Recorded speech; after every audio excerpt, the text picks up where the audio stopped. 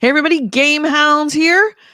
Back again. We are in our pre-show prepping still. We have no Andrew today. Andrew is got called into work. Yep, man, it's been a tough you gonna couple do? weeks for him. Yep. Yeah. Well, it's good for his paycheck. Good for his bottom Yeah. line, bad for us. I get it. If you hear squeaky toys in the background, it's because the dogs are in the middle of a play session, which pretty much lasts from the minute they wake up until the sun goes down. Looking So, goddamn adorable. yeah. They're pretty awesome. So we've got news, we've got squeaky toys. The two of them. We've got news, we've got reviews, we've got commentary. We don't have Andrew. We do have Nick. And we got somebody in the chat room already, AC Wraith. Hey, AC Wraith. So we got links. We're almost up and ready to go. If you're watching, please hit the thumbs up button. Give us the thumbs up. And also give us subscribe and hit the notification bell if you're watching on YouTube. Because, of course, that makes a difference. Big difference. How was your week, Nick, while I get everything else ready to go? My week was good. Yeah. Yeah. I mentioned before that I'd started watching Parks and Recreation, and unfortunately, the only 2 seasons are available on the free tier of Peacock, and I'm almost done with that. So I've been trying to go through my Xfinity account because I know there is a deal where when you sign up for Infinity, you get Peacock Premium as part of a bonus, but I cannot find that plan. Like, I can find the center where it says, "Oh, sorry, your plan does not support free Peacock," but there's no link to the plan that does, and I cannot find that information anywhere on the website, and it's infuriating. I believe you. I believe in that you'll be able to find that. Heck, put the chat room onto it. Chat room, go find that account with the free Peacock. Yeah, because there's a FAQ. What if I'm not eligible for Peacock? Blah blah through the current plan. You can sign up and watch tons of free great entertainment, but no link. No link. I had the same deal when going through the Microsoft help. Was like, hey, there's a problem with my console. What's wrong? Did you do this? Did you do this? Did you do this? Okay, did you find that helpful? It's like, well, no, it's not No. solved. Like, what the fuck? What do I do now? Only Sony. FAQs have gotten so bad. Remember, FAQs actually did answer frequently asked questions. Well, Now there's just like me. What's great is the Sony FAQ. If you went through that, did this help? No. Did this help? This help? No. Okay, click here to initiate like a return chat process, and it's like, right, not just chat. Like, oh, there's something broken. Click here to initiate return. Like if it's under warranty, and it's like, yes, that's exactly what I need at this point in time. Fucking thank you. Why is it so hard to put a link? So I had something totally weird happen today. I went out to take the little one out to piddle because that's a thing all day, every day. Alarms, rotating 1.5 hour alarms. Every 1.5 hours, we have to take her out to pee because she's a puppy. And this guy was walking his dogs across the street. He goes, are those your pugs? And I'm like, my pugs? And I look out and there's my neighbor's 2 dogs that she, like, these are her children. And they're just loose in the street. Oh, geez. And so I put my dog away, come back out, walk over to the neighbor's house. And of course, the pug's kind of like, fuck you, it's our street. Fuck you, you're bigger than me. Fuck you, I'm going to run into the house. Well, the front door was open. So I go and I knock on the front door. Hello? Hello? Dogs are barking, tons of noise. Hello? Nobody answers. And it occurs to me, should I go in and check to see if somebody's dead? Yeah. Door open, dogs outside.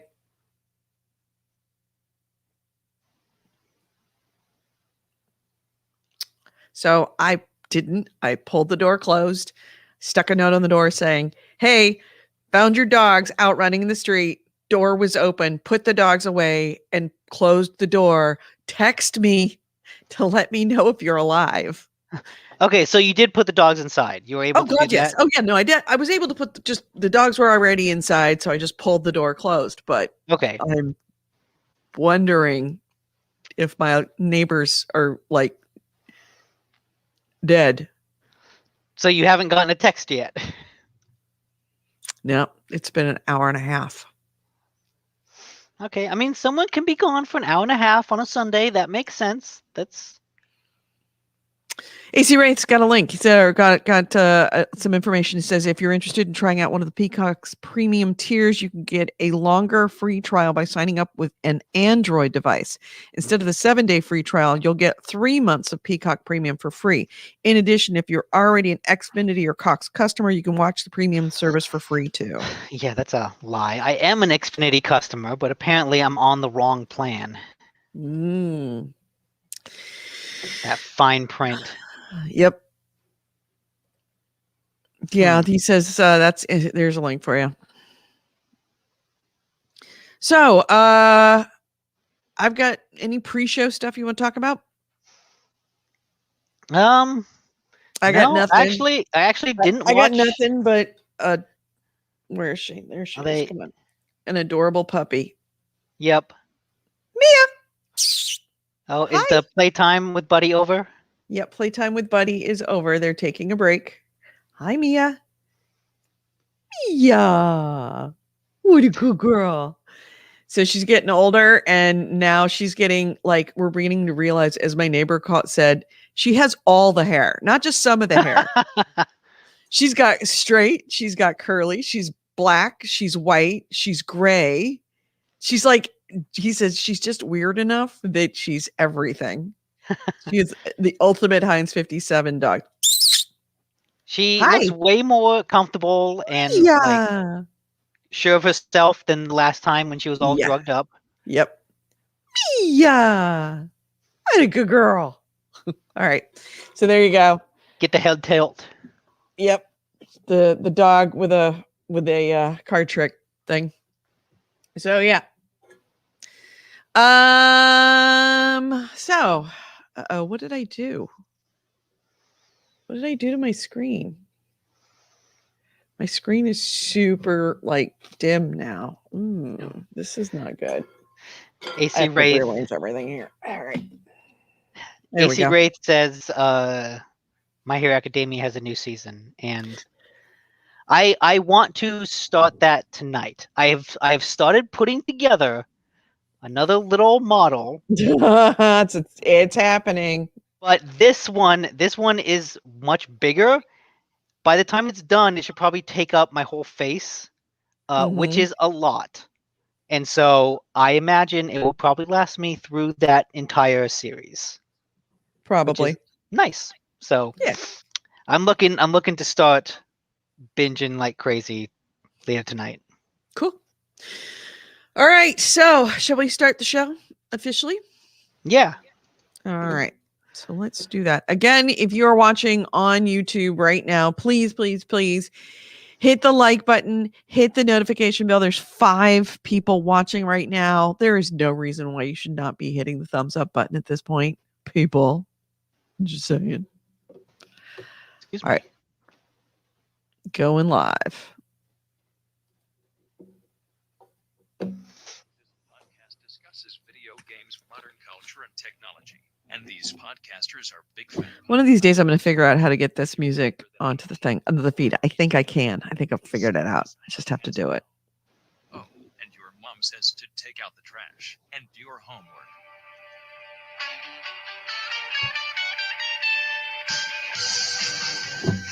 All right, mics are hot.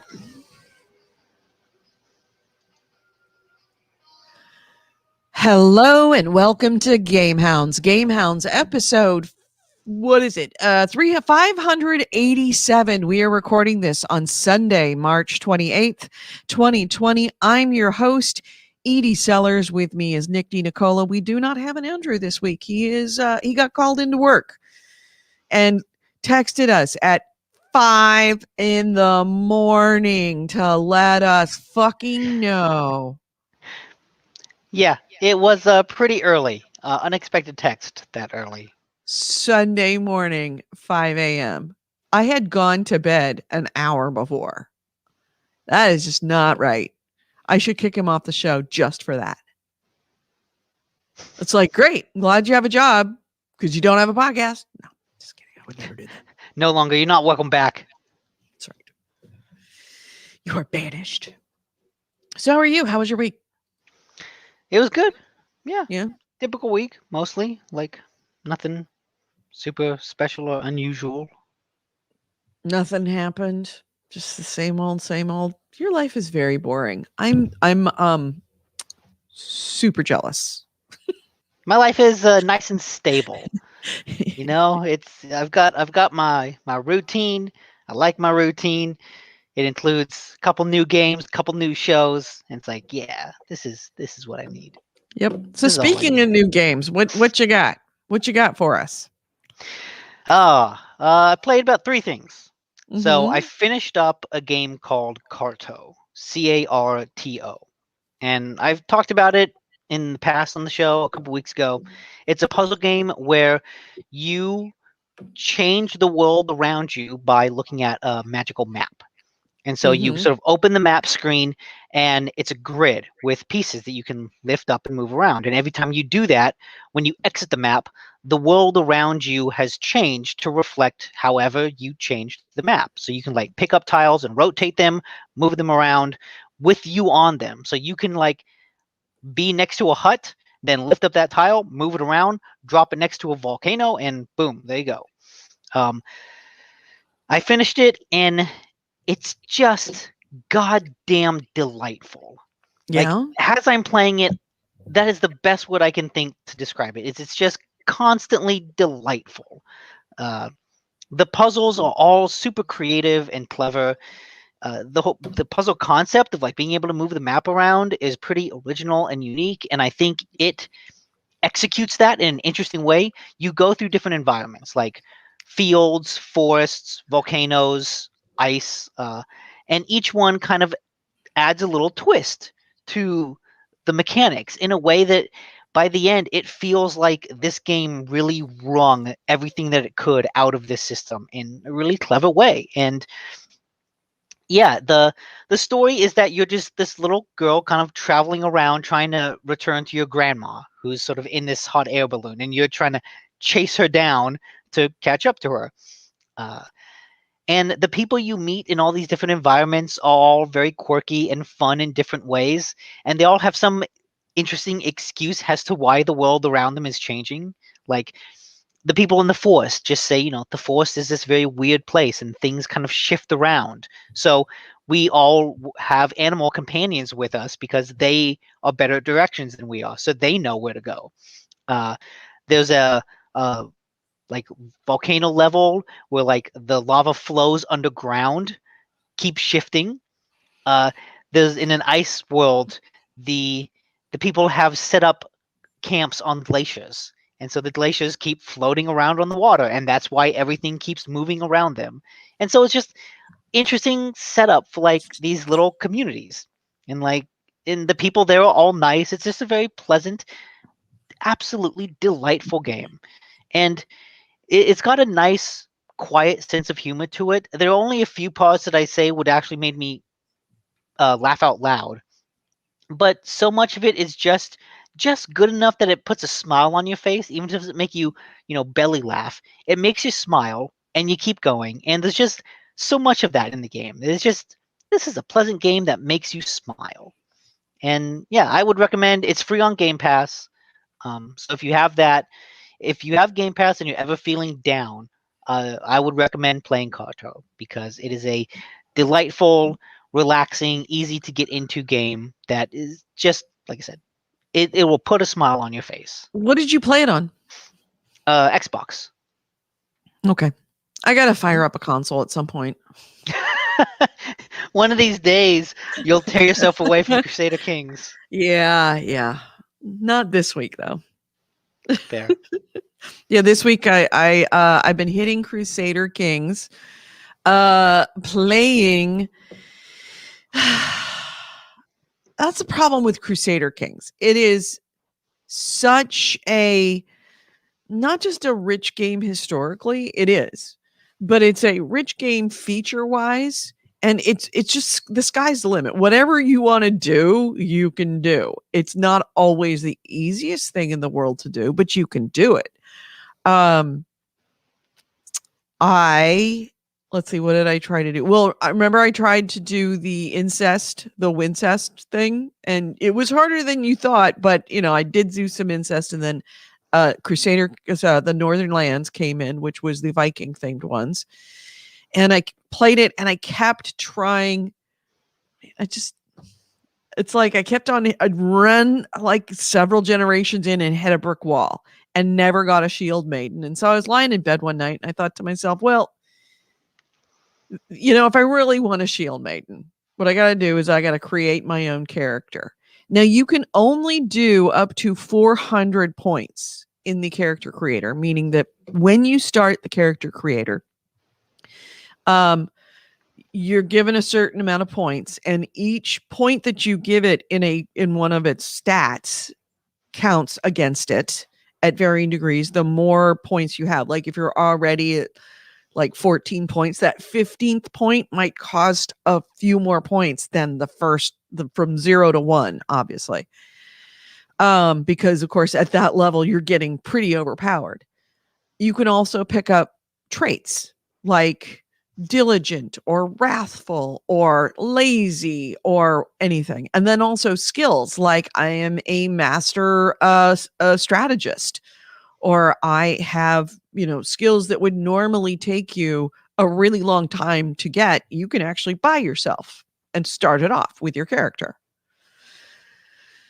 So I was lying in bed and I'm thinking, well, you can always go over 400 points. It doesn't stop you. It just stops you from anything over 400 points if you play it in Iron Man from getting an achievement. Well, I don't fucking care about achievements, and I'm not playing Iron Man. I'm like, what happens if I max out all the stats and make myself an Amazonian, make myself beautiful, make myself a genius, give me all these stats, make me one, and you can go up like 9 is average. 22, 23 is considered just mwah. I went to 100 points on all stats. Jesus. So you basically made a god. I made God, not a god. I made the god. I made him perfect. I would have got had a bunch of other cool stuff happen, except I decided to also make him a giant, which is considered a bad trait, a bad congenital trait. But he was a god, and his children were, oh my God. And of course, every single, you have one of the stats that you have is prowess, which is how you are in a battlefield. And you can't get a girl one of your girl children to be a shield maiden unless she has got a level 20 prowess or level 12 prowess, which was the reason why I kept on having kids and training them in martial, but they'd have level 9 prowess, which I couldn't make them a shield maiden. Every single one of my daughters, they were born with 20 prowess. They were better than my knights the day they were born. And I have been rolling over Europe. Oh my God. I just look at armies funny and they all die. Are you going to try to take over the world? I am. Nice. I would love to see, it has to be possible to take over the map, right? It is very much a thing that you could do. Yeah, it's called 100 Stat Man. And yeah, it's yeah, it's totally cheating. It totally makes everything easier, but at the same time, it is still a fun game to play, even when you do it this way, because it's not like everything's easy. Stuff still happens to you. Mhm. Your children sometimes die. You have to still set up your your heritage when, especially as playing Northern Lords, you're a tribal kingdom. Or sorry, yeah, you're a feudal kingdom. Which means that when you die, all of your children share equally in everything. And all of your, so it's like you're normally allowed, for example, how powerful are you? You're normally allowed 6 regions, like conquering 6 counties in order. And then anything over that, you start getting penalties because people think you're greedy. I could have 22. I didn't even know it went up that high. So, but those 22 or 24 counties that I had when I died all got divided between my kids. So my second generation, which just happened this morning, now all of my brothers are my rivals because they all have claims to the kingdom. And they're all Supermen. And they're all Supermen. This is like a one of those Greek god tragedies, like the original creator came down and birthed all of his children, and then when he died, it's like, oh, now they all fight amongst each other. So, no, exactly. I Crusader Kings is fun because even when you cheat in the most blatant way, it is still challenging, but it's challenging in a different way. Mhm. It is very much Attack of the Titans at this point. That's cool. And it's kind of fun because, of course, you're Attack of the Titans in this European world where everybody, you're fighting each other, but then you've also got, like, you start a war with your brother and some schmo from, the kingdom next to you that would normally not even think about invading you will invade because he knows that you're engaged in that fight with your brother. And he'll hit you just at the wrong. That's what the AI does. When you start a war, everybody else goes, "Ho, you're in a war. What can we attack?" They very much play like human players, but it is shitloads of fun. And kudos to Paradox for making such a game that you can cheat and still have fun. Like, normally games, if you go in completely overpowered, it's boring because it's no challenge. It's not that it's no challenge, it's that it's a totally different challenge. It creates a whole new game. And just as challenging, just as fun. In fact, dare I say, even more fun when you cheat. So yeah, I it's hard to walk away from this game because whatever you do, it doesn't wreck the game. It just changes the dynamic. There it is, becoming a god in CK3 with 100 stat man.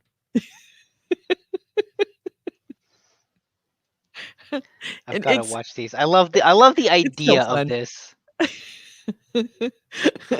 Even even when I was a 100 stat man and was a god, bubonic, like, I set everything up. Like, I knew, okay, this is my shield maidens, and I've got, like, all my daughters, and this is how I've got it all sorted out of who I want to do. And then bubonic plague comes and kills my son that I had picked to be my heir, the one that was going to be my main heir. And it's like, oh, fuck. He was the one that had all the diplomacy stats. God damn it. Now I got to figure out which one I want that doesn't have the diplomacy stats because he's going to get attacked by everybody. Oh yeah, that was the other thing that was super fun when you were a 100 stat man. You could like go to war with somebody and they, like, you beat the shit out of them, kill their kid, kill their capture their kid and execute him, capture their wife and execute him, just do terrible things. And they still thought that you were great. They still had over 100 points of, like, we love you. Like, sleep with other guys' wives, and they're like, take them, we love you, you're Thank you. fantastic. Thank you for sleeping with my wife. It's pretty funny that it's like, oh, I can do anything. I can disinherit my son and he'll still love me. So yeah, it's super fun. Hey, Andrew Smith is in the chat room. Our own Andrew says, sorry about the work, guys. Hey, it happens. Oh, sorry. I only wrong forgive banner. you. That was Crusader Kings 3. By the way, Oh, I yeah. heard only after the fact that Crusader Kings 3 was was free to play or free. I think it was last weekend or a couple days ago, but I think it's still on sale. So if you are at all interested in this, it is very much going into a rabbit hole. I'm not going to lie, but you will not have as fun and spend as many hours just setting everything up and then letting Murphy's Law happen. Because Murphy's Law they must literally have a Murphy's Law plug-in into that AI, because whatever you do, as soon as you get everything perfect, then the game will be like, oh, well, have you heard of this thing called a crusade? Yeah. You're not Catholic. Now the world is coming after you. And you're like, bring it on, world. Right. You're like, I can do this. I can do this. How am I going to get out of this? So, yeah, tons of fun. Any other games? Yes. I'll shift from that high praise to last week. I talked about the game Ashen. The Souls-like Ashen. Is Buddy in there? Nope, just her. She's just digging. Oh, She's just digging for China. That's what she does.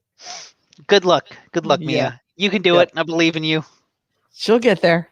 Yep. She's just gonna keep working at it. So anyway, you were saying. Yeah, I had good things to say about the Souls-like Ashen. It's kind of a co-op focused Souls-like.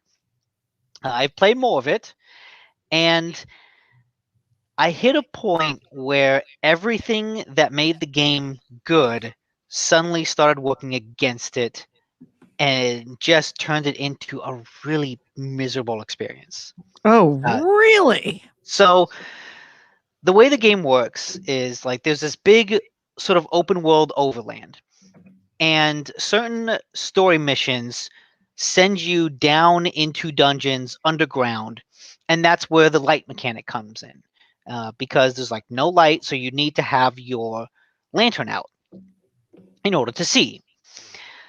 It's a cool idea, and in a lot of the levels that I played early on, it wasn't that big of an issue because the caves I went into were fairly wide open, which is good because when you're holding the lantern instead of a shield, your only recourse, your only defense is to dodge.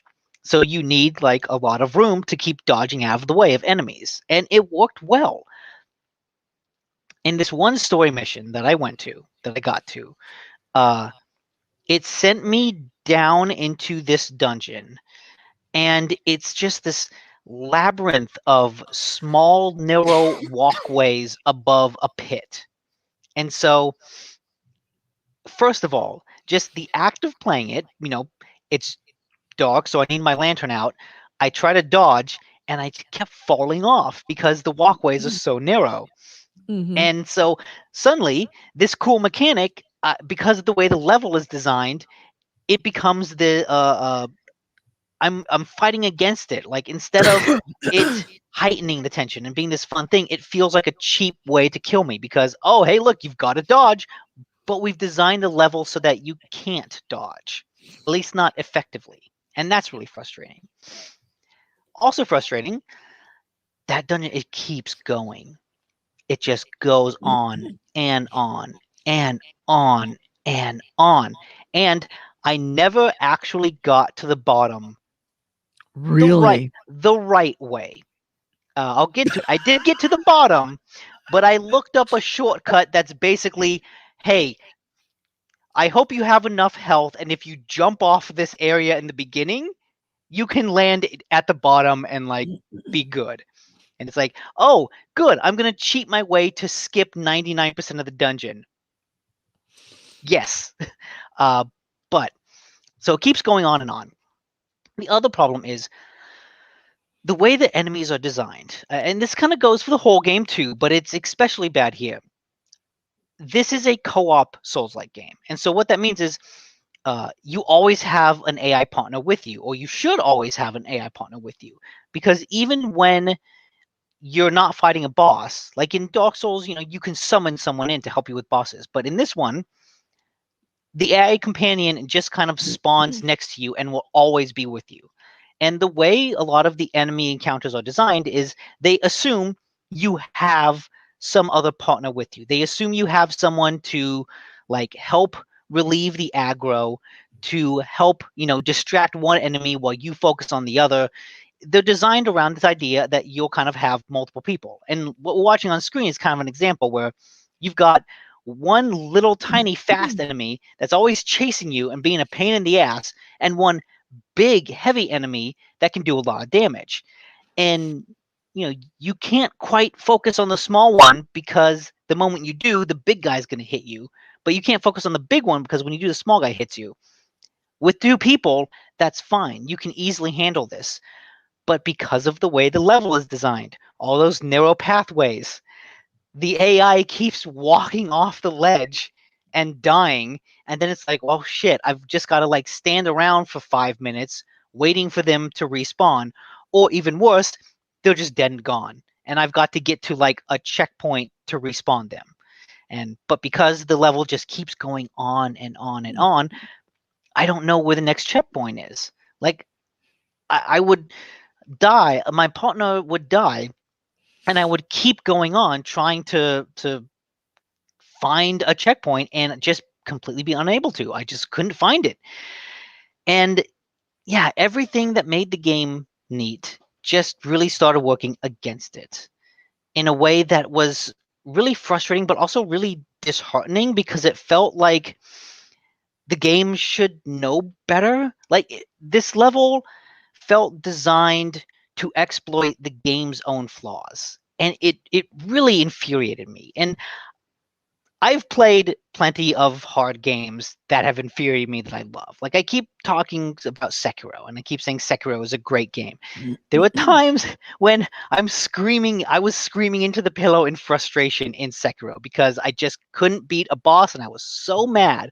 But I kept going back to that game because the advantage that all the From Software games have is they seem to be able to evoke this really like ephemeral sense of fairness. And it's not something I can concretely measure in any realistic way, but there's just something about the design of their games that feels fair. And so even when I get angry that I'm screaming into a pillow, I keep going back because I know, okay, I can do this. It's not the game's fault. It's my fault. Right. I'm screwing up. It's not like the game is actually ganging up on me. Yeah.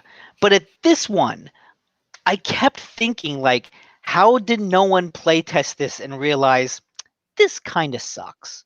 Maybe we should widen the pathways a bit. Maybe we should like cut it a third of the length. I just don't. This is from an indie developer, so it's not a huge developer, and this is one situation where I think you can feel that, where you can really feel like, okay, they didn't quite have the financial resources to just play test this thing into perfection. It's like, hey, we made something we thought was cool, and it kind of didn't work, but fuck, we can't fix it, so here it is. And so I wanted to stop after playing this. Like, I actually stopped and deleted the game from my console because I was like, fuck it, I don't want to go back. Wow. Rage delete. But then I kept thinking about it, and I looked online to see, is there a shortcut? And sure enough, there was a video of someone that said, here's a way to skip 90% of the dungeon. So like, okay, re-downloaded it, reloaded it. First time I went in there, I watched the video. It's like, okay, from the beginning, jump off the ledge to this one little tiny ledge that you can't even see in the dark. You just have to know, I'm going to jump off in this direction and I'll land. Then heal yourself and jump off another ledge. And then jump off another ledge, and then you can kind of work your way down some ladders, and you get to the bottom where, sure enough, there's a checkpoint. And so the last thing I did last night is I got to the bottom, hit the checkpoint, and now I can fast travel to and from there whenever. And it's like, okay, all of a sudden this is way easier. Or at the very, actually, I don't know if I can fast travel, but at least if I die, I spawn there.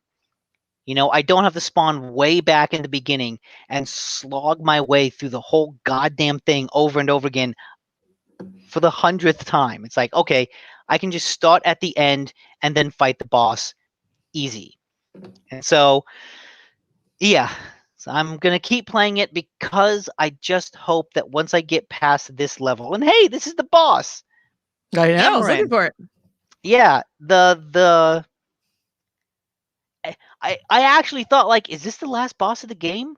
Like, is this the final dungeon? But no, it's not. It's just a story dungeon in the middle of the game because I did every other side quest and I literally could not progress until I beat Amarin. And like that's the quest. So if anyone's playing it, the quest to confront Amarin on her throne, look up a shortcut and it will make your life so much easier because You aren't going to be underpowered to actually do this fight if you do that? oh no, I grinded my way and upgraded all of my weapons probably above what they usually are at this point in the game. So it's not that I'm underpowered, it's just that slogging my way through that dungeon, I would fight the wrong way and die. There was one time where I ran up some stairs, confronted a shadow creature that jumped on me, pinned me to the ground, and started attacking me. I had full health, and they were just sitting there attacking me, and I needed my AI companion to come and knock them off, but the AI couldn't make its way to me in time. And so I died. And it was like, well, fuck. Another So time. do you think that the problem is the AI? If the AI was better, would that make it a less frustrating experience? That would definitely alleviate some of the frustration for this particular dungeon. And one of the reasons is because it's narrow walkways and it is a goddamn labyrinth. Like you go down some stairs, you turn over here. Oh, look, there's a tunnel that way. And oh, there's some rocks that I could climb up over here and go down. There's some rocks that I go down. And it's just, there's like pathways everywhere. And so I understand why the AI had some trouble finding it. There was another time where I accidentally rolled off a ledge, landed, and survived and thought, oh, this is good, but I was surrounded by skeletons. So they hit me once and killed me because I was down, but there's like a down but not out system, similar to Gears of War. And so it was like, oh shit, I'm going to wait for my AI companion to come get me. The AI companion jumps off the ledge too, lands, and I see them kind of wander around in circles because they're kind of stuck in this pool of water next to a rock. And just the way they landed, a skeleton ambled over to them and pinned them between the rock and the wall. And they were just while a skeleton wailed on them. And I'm just sitting there watching going, oh my fucking God. And sure enough, he died. And because I was down, I died. It's like, well, another run that just went nowhere. And that's normally not an issue because out in the above world, things are much more spacious. And so like the AI seems to have way less of an issue wandering around. And if you go down, they're pretty good at coming to get you. Like a lot of what works about the game isn't an issue. Like it works when you're above. It's just this dungeon that it felt like everything went wrong. So well, I will look forward to you talking about Ashen next week and saying, oh, it's so much better as long as you get past that dungeon. yeah, hopefully. Here's fingers crossed. AC Ray says, I wonder if it's any easier going upward. Yeah, I hope to God I don't have to walk all the way up after being the boss. That would be hell. All right, anything else you played? Yeah, I keep talking about 13 Sentinels, and I'm this close to beating it.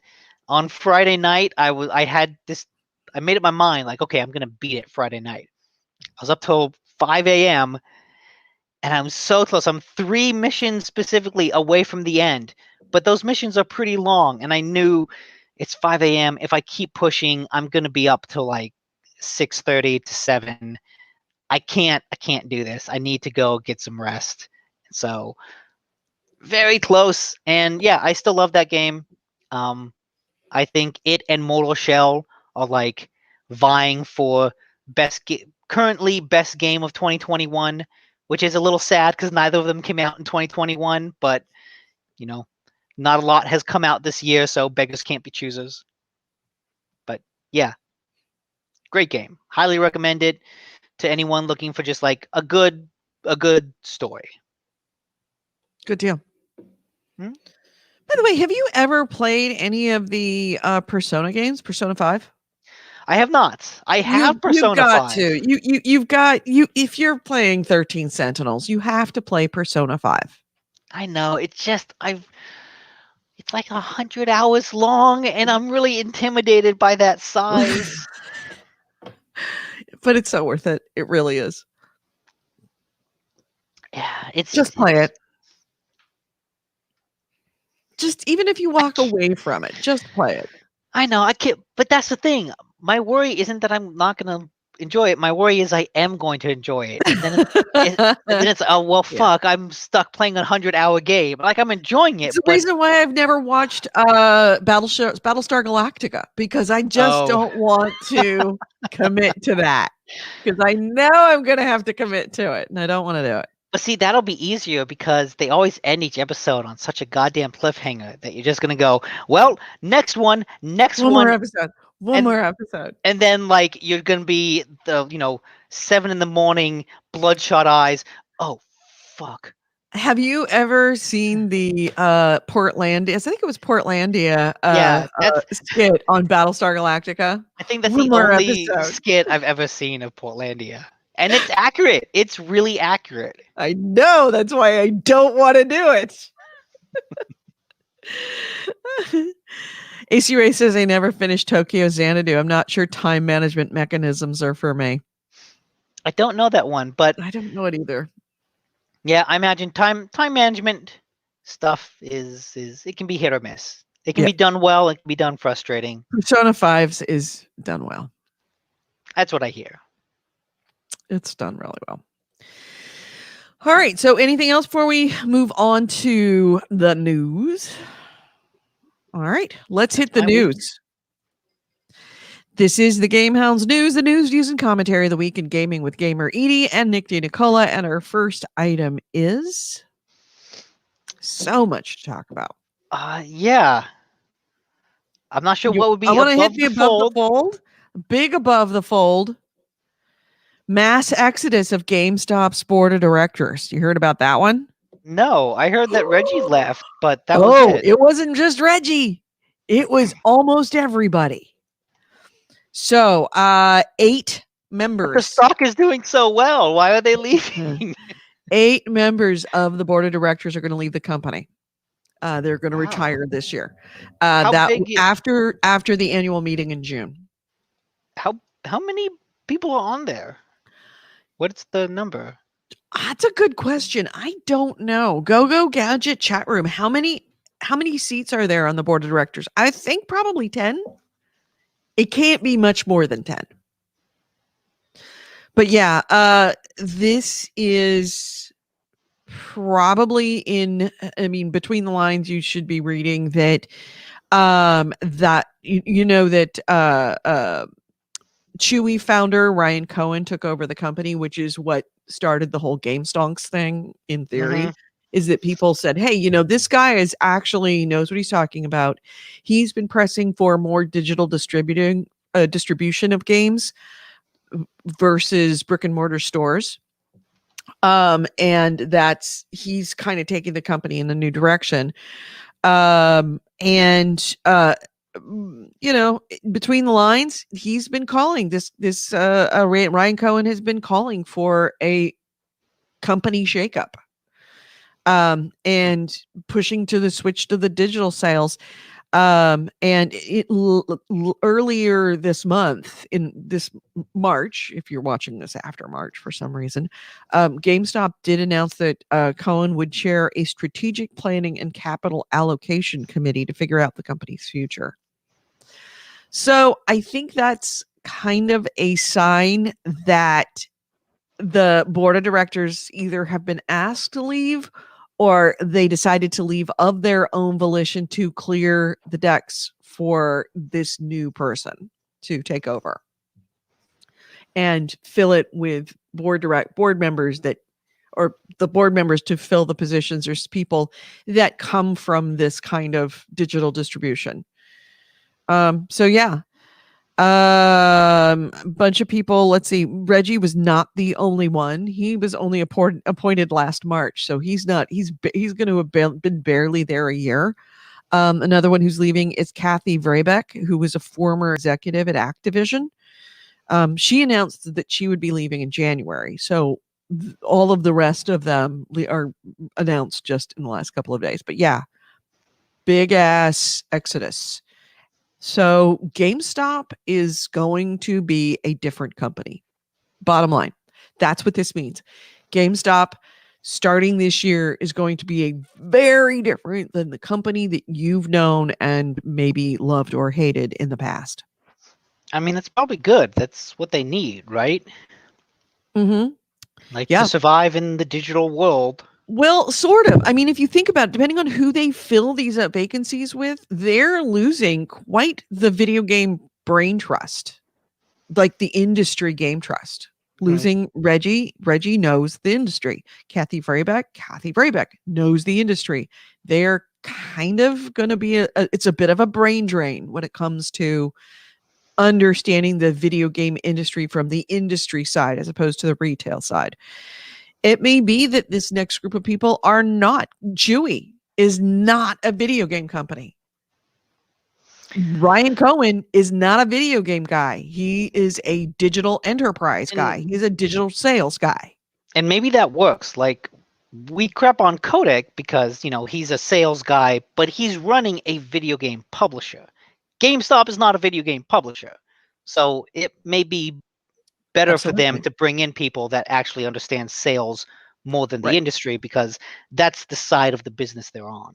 Right. And that's the side that clearly that they are pressing for. So we'll probably see a lot. I mean, I'm guessing a lot fewer people that have any knowledge about the video game industry or any, to be quite honest, care about the video game industry, and that are just people who know how to do digital sales very well and understand digital sales. So yeah, I am predicting right now that GameStop will stop being a brick and mortar. They may keep some flagship stores, maybe 2 or 3, like Apple does, where they'll have one in Times Square. They'll have one, maybe some other place. But it's not going to be your corner video game store anymore, ever again. It's so funny to think like GameStop having what specifically, like a digital distribution service, a Discord, a Valve, a Steam, an Epic Game Store. Like Steam. Yep, it's going to be like Epic Game Store. It's going to be like Steam. It's probably going to be more like Steam than Epic Game Store because, of course, they'll have everything. Plus, you could also buy consoles from them. Like, more like Amazon. More like Amazon and less like Barnes & Noble, GameStop. But then the problem is that they need their service to offer all the same features that those other people do. And that takes a lot of effort. That's tough. Yeah, they're going to have to create a unique sales proposition to drive people to use them. And I guess it'll be tough because they don't have the Fortnite money to throw at developers for exclusives. No. And I don't think that they will worry about exclusives. I think that they're going to be the Switzerland of digital, like Steam. They're Switzerland. They don't care. I mean, Steam appeals to independent developers, and they may decide to become the Steam of first-party developers, of AAA developers. In the chat, AC Race mentioned something called Fanatical, which I guess is like a third-party service that integrates with other services. Mm-hmm. That's interesting. I had no idea about this, but that would kind of be a cool version of it. Yeah. Yeah, if it's just like, hey, buy it here and you get it on Steam or Epic Game Store, to just kind of be this middleman. Right. They may very well do that. Hmm. But also with the added feature of physical copies. Yeah. But just because they're digital sales doesn't necessarily mean that they will be only digital distribution. Yeah. Steam, you can only buy a digital copy. You can't buy, say that again. You cannot buy a disc.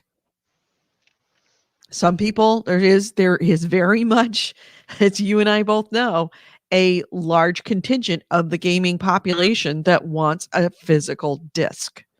Mm-hmm. And so they go to Amazon. So if they can pull the digital disc purchasers from Amazon and enough of the physical disc purchasers from Amazon or Best Buy, and enough of the digital purchasers from Steam or Epic Store or wherever else, digital sales does not usually have a lot of overhead, especially if you got rid of all the brick and mortar stores. Just think of how much money they would save. They'd have to write down quite a bit at the beginning because they're probably going to be breaking a bunch of long-term leases, but just in the manpower, plunk all of that money into like a GameStop megastore that becomes a destination for tourists. New York, Los Angeles, 2 stores that are just like blown out where they become gaming, I don't know, meccas. Or it just becomes an experience as opposed to, going to your GameStop store and having to deal with that poor, sad person who's abused and making minimum wage behind the counter. That would be really funny to see them try to rebrand, like into Oh, that they sort will of rebrand. exclusive high class thing, as opposed to, yeah, you go there and I don't know, someone spilled something on the carpet and no one bothered to clean it up. Mm-hmm. Yeah. Yeah, I mean, GameStop, other companies get games. GameStop has a potential of being able to brand themselves to get gamers, to really grok us, because nobody really groks us. Not as we're too varied to be a single, monolithic demographic or even a single opinion. But we have been known to all rally against one thing or for one thing. So using that power, kind of trying to figure us out enough to tap into that. How can we go viral? Mm-hmm. Yep. So yeah, it's going to be an interesting. And by the way, all these great ideas, I am more than happy to sit on your board of directors. Happy to do it right here. Idea person, right there. This very humble. I get gamers. For a price. So yeah, that's my first item. Okay. In another like future comings, there's a report that Sony's starting work on a Ghost of Tsushima movie, which makes sense because it's probably their biggest IP in a while. And what does make me feel a little better about this is because they are working with Chad Stahelski, and I don't know how to pronounce that correctly, but he is one of the creators of John Wick and like one of the directors of. He's directing the 4th movie. He's directed most of them, and so knowing that he is attached, Stahelski. Yeah, because there's an H in there. It actually might be Stalski. Stalski? I could see that combining Star and Hell into like one syllable. Well, because Anyways. STA and STAH could be. It depends on where the break in the Yeah. the what do they call those small things? Parts of a word that are sounds and syllables. Oh, okay. Depends on where the syllable hits. If its syllable hits at STAH being the first syllable, it would be Stylski. The other one would be Stahelski, depending on how you pronounce it. How do you pronounce it? Mr. Anyway, Chad is a Chad. very good action director. And so having him attached to this project feels like a really good fit to, at the very least, make a good action movie.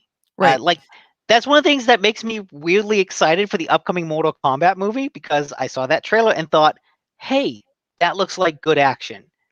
That's all you have to do. Like, just make something fun to watch. I don't know. Like, Ghost of Tsushima needs more than just good action. It really does. Yeah, It needs a really good story, although it does have a very good story to come up with it, but it can't just be a kung fu movie. I mean, you can. Like, you can have kung fu movies with good stories. Yes. I'm not saying you can't have it. I'm just saying it can't just be a good kung fu action film. It's got to have something more to it. I feel like I think it would be disrespectful to the game. I think it would be disrespectful to the country to the area of Tsushima to just have this, like, you know, brainless people just having sword fights. It's got to have a story more. This is not Fast and the Furious with Samus Samurai swords. It can't be. Sure. But I do feel like the bones of, like, the story you can adapt are easily there for adaptation. Yes. And yeah, I'm more heartened because he is a good director who knows how to balance those things. Mm-hmm. Sucker Punch is also the developer of Ghost of Tsushima game. They're an executive producer on the movie, which is kind of cool.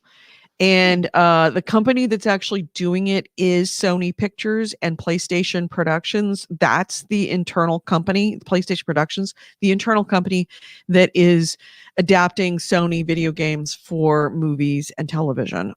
So they're the ones that are behind the Uncharted film, the Uncharted movie with Tom Holland. They're the ones behind the Last of Us TV show on HBO.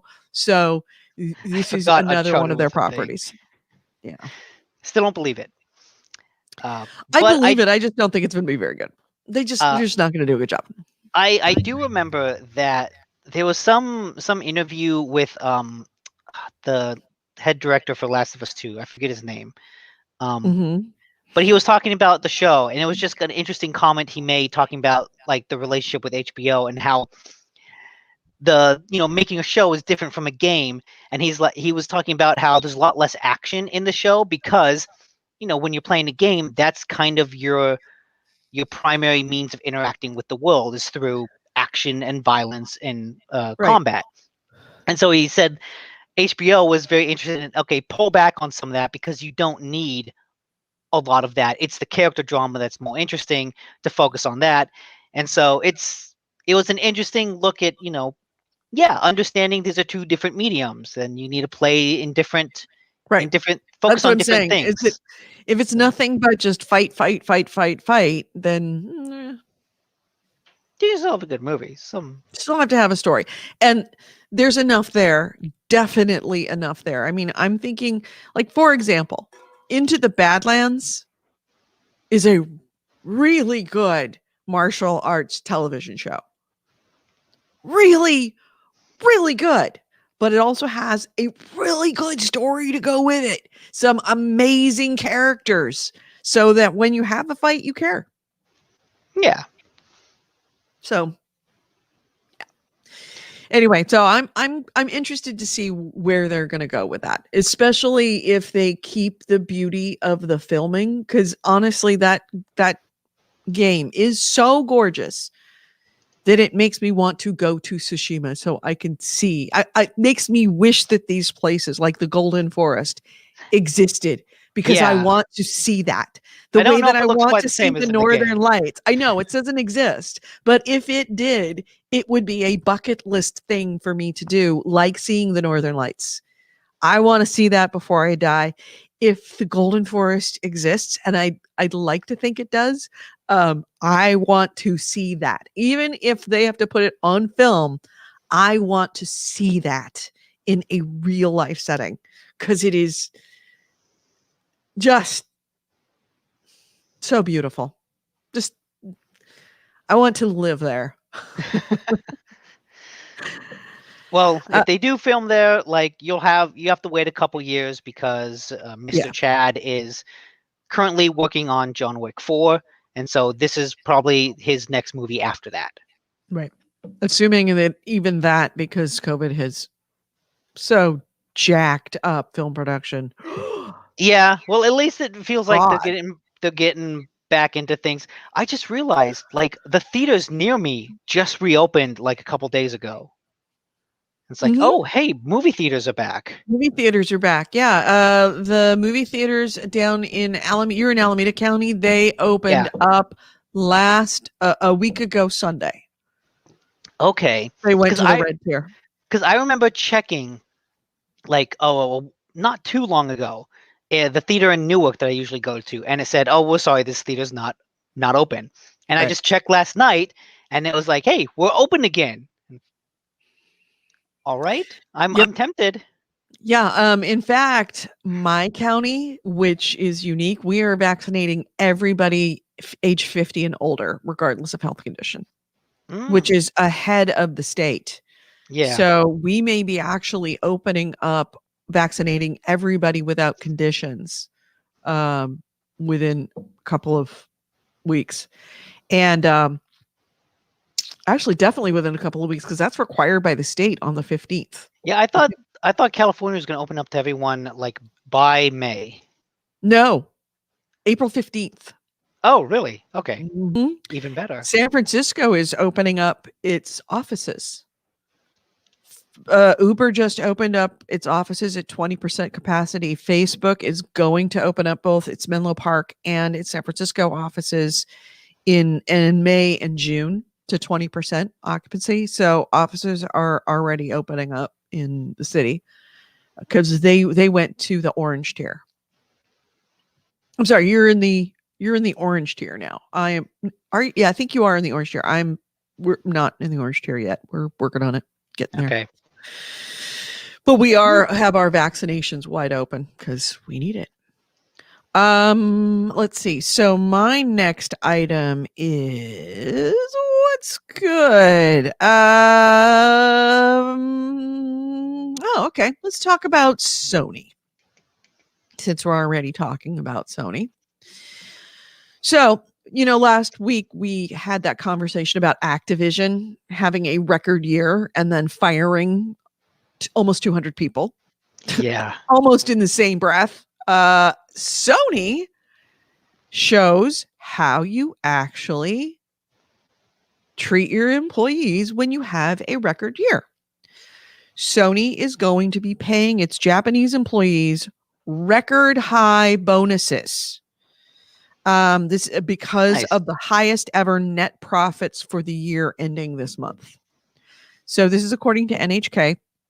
They're going to pay out the equivalent of 7 months' salary. Wow. Yeah. So apparently bonuses are more of a thing in Japan. That is like you have your wage and then almost every company has a bonus and the union will negotiate the bonus and it's considered part of your salary is that bonus that you get, almost like profit sharing. What we'd call profit sharing in this country. If the bonus is part of the salary, is it even really a bonus? It's how it's structured because it's adjustable based on how the company does. It's like profit sharing, more like. Okay. Yeah. So the unions had asked for a 6.9 months originally for the bonus. Sony, it is unheard of for a company to actually pay more than what the union asked for. In this case, Sony, because it Hmm. did so well, is actually paying out more than what the company. That's why it made news, because it's like, what? They're not only paying what the union asked, they're actually paying more than what the union asked. That doesn't happen. So, yeah, these seasonal bonuses are typically paid out twice a year to Japanese salaried workers, with amounts fluctuating every year. So, like I said, it's more like what we'd call profit sharing. They're effectively considered to be part of the worker's salary. So, the amount of money that Sony made to do this, they expected to report a record net profit of $10 billion for the year ending this month. And of course, it's pretty much almost That's entirely at dollars. the foot of the COVID and people being stuck in their houses and doing nothing but playing video games. But Sony's gaming business is on course for its best year ever. This is according to the latest financial results published in February, when it had announced it shipped 4.5 million PS5 consoles between the launch in November and December 31st, 2020. That's good. That's how you treat your Yeah. your employees. You don't try and nickel and dime them, but that's what you do when you have what a record year. what is Sony of America doing? Bobby Kotick. Is I don't Sony know. of America getting any sort of similar bonus? They probably will. They'll probably get some kind of perk, but because it's not so much of a custom here to do that, I'm sure Christmas bonuses or end of year bonuses are probably, which are our idea of bonuses, which are just like, a bonus. That's exactly what it is. You may get it, you may not get it. Are probably going to be good.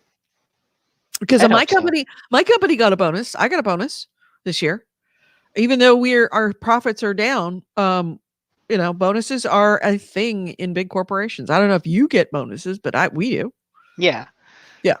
If anything, my company is probably is doing very well and will probably do even better in the future, because there's this massive worldwide chip shortage, and we make the wafers that may go into microchips. So like this business is currently like high demand. Mhm. Everyone wants those microchips, and supply and demand. When the shortage breaks open, it's just, well, first off, the prices are going to be higher, and when it breaks open, then you're just going to have people just standing there waiting for chips as fast as you can pump them out. Mm-hmm. So what you got? In a little bit more disheartening news, like the pandemic was good for some people like Sony, because we're stuck inside playing games. Bad for any game that is not yet to be released, because it will probably get pushed back. Has what happened with Back 4 Blood, the spiritual successor to Left 4 Dead, from the same developer. And again, this is probably the beginning of a wave of delays, but Back 4 Blood has been delayed until October. And it's probably... if anything's going to hurt the industry like Sony, it's going to be things like this. Yeah, well, if delayed anything, games due to COVID. What the effect is going to be, like a delayed effect, where everyone was buying games last year because they were stuck inside, but this year is going to be like a very, like, just there's not going to be a lot of new games out because things got delayed from last year, and so that's this kind of delayed effect from COVID. Mm-hmm. Yeah. This year will be for gaming what last year was for movies, I expect. Yeah, I think so. And so, yeah, Back 4 Blood, it still theoretically coming out this year. They say it's October, which is kind of a good time frame for zombie shooter. Mm-hmm. But I'm really surprised that wasn't just set for unfortunate. October anyway. Yeah, I remember when they announced it, the release date was shockingly close. Like, they announced it at some, I think, Sony event with, "Hey, it's coming out in 6 months," which is surprising, maybe a little unbelievable. Mm-hmm. Hey.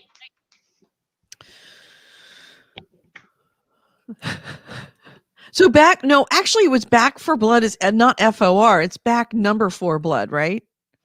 This is the one that's the spiritual successor to Left 4 Dead, and is also made by the Left 4 Dead guys.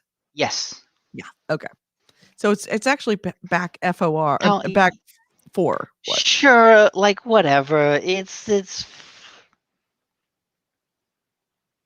If you We wrote know- Too Fast, Too Furious, and you wrote it TOO, people would take issue with that. fair. I guess.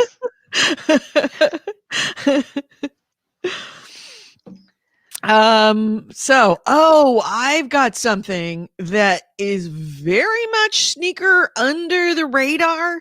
This is something that is actually very much above the fold, but got a lot of below the fold treatment, and you all should be concerned.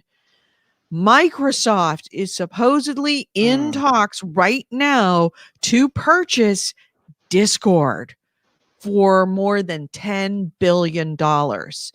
It is not the price tag that you should be concerned about. And, congratulations to the Discords guys. You created a great platform. You deserve $10 billion. But this is according to Bloomberg News. I might even be Jason Schreier who dropped it. And I trust everything that comes out of that guy's pen or his computer. But here's where you need to be concerned. Microsoft spent probably the dollar cost averaging equivalent for Skype. Remember Skype when it used to work really well and now it's complete shit?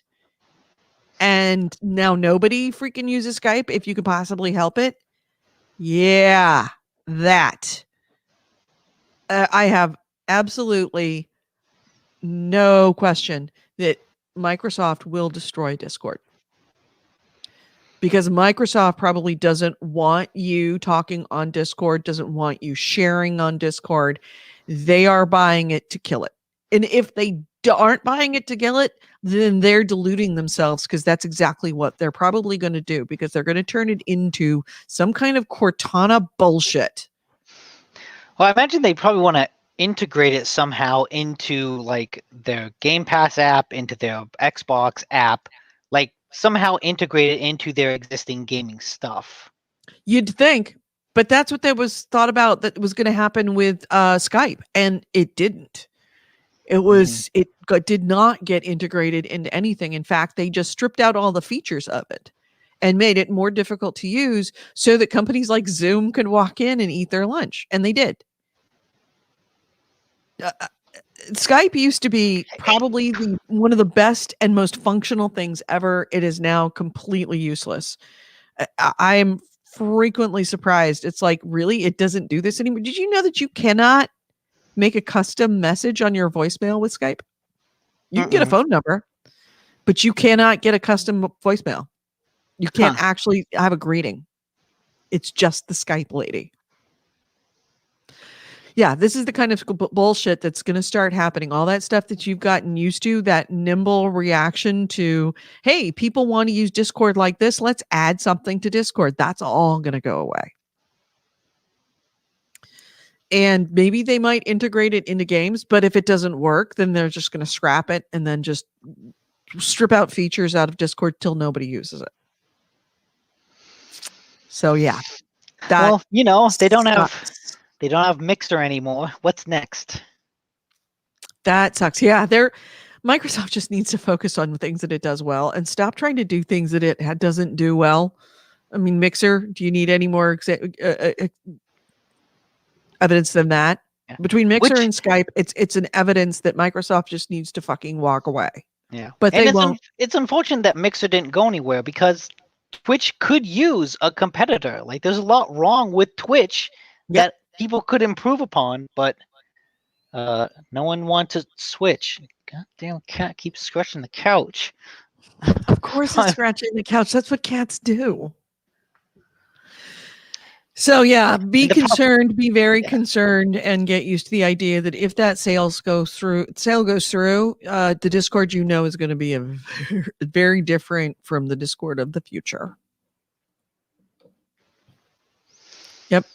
Oh, there's an interesting article. Why Microsoft wants Discord.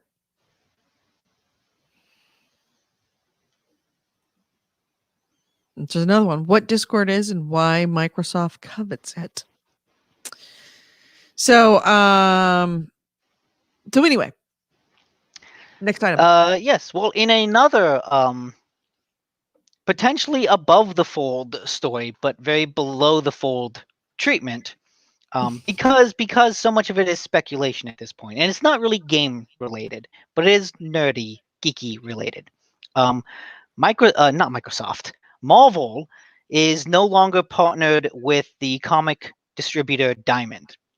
Mhm. And this is like a kind of a big fucking deal because for the longest time, Diamond has had a practical monopoly on the distribution of single issue comics, specifically the flimsy paper things. When you think of an issue of comic book, that's what Diamond distributes.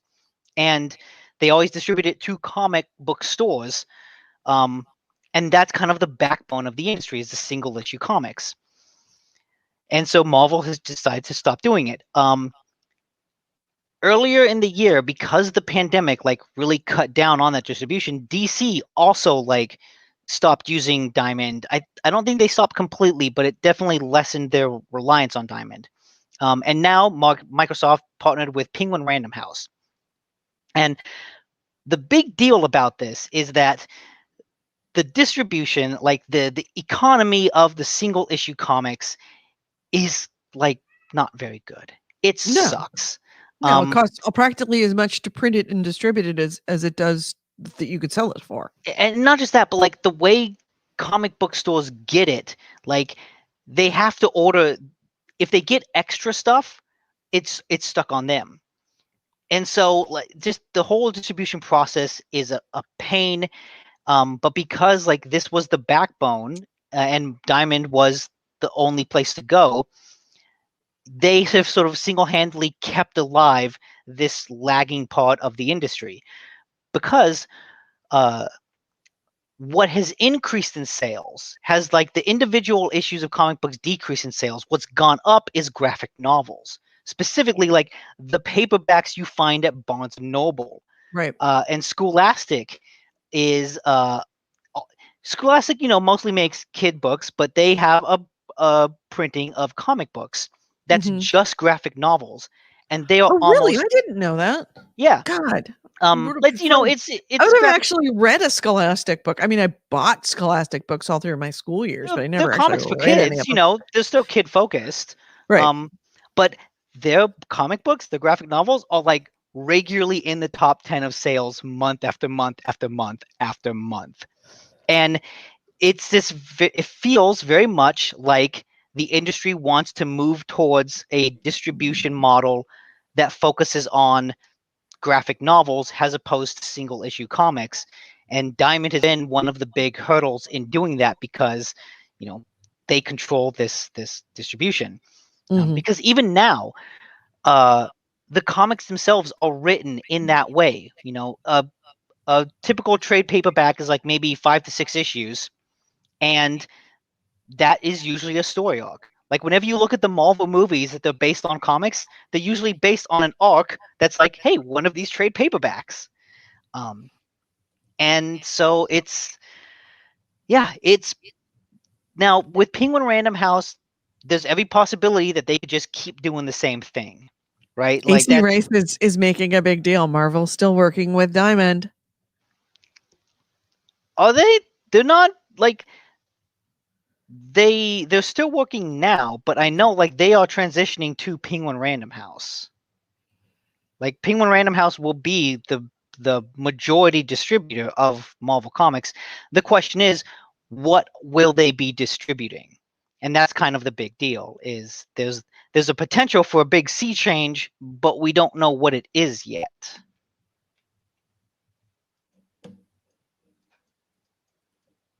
There it is. And I did not read this before I wrote my headline of Microsoft severs partnership, but yeah. Yeah, that's about DC severs. Oh, DC. I'm sorry, you're right. That happened a while ago. Yeah. So I didn't know they completely severed it. But yeah, like I'm gonna read here. Yeah, well, Diamond will continue to offer Marvel stuff, but the thing is, Diamond has to buy it from Penguin Random House. Like, Diamond is not going to be distributing it from them. They have to buy it from Penguin Random House like a wholesaler, which is a completely different business model for them. Yeah, I'm not finding anything about that, so I can't help you. Yeah, it's what I read on. I think there was a Polygon article that I got it from. It was Okay. a Gizmodo article.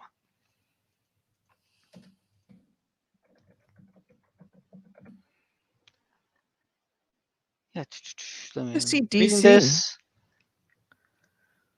Yeah, DC made a similar pivot away from Diamond last year. His comics industry was rocked by COVID-19. This is from Gizmodo.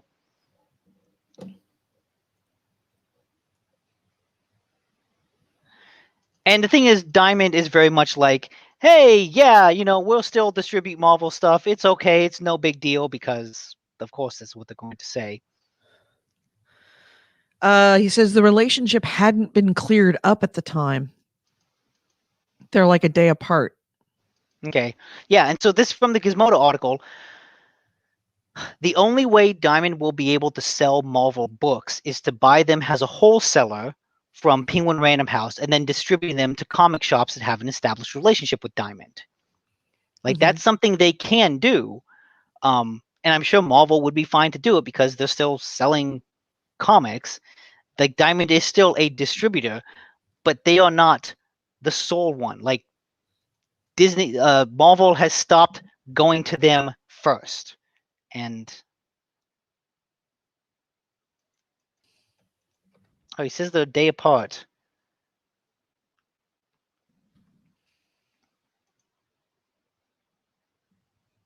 Okay, I'm looking at Business Journal here on March 25th.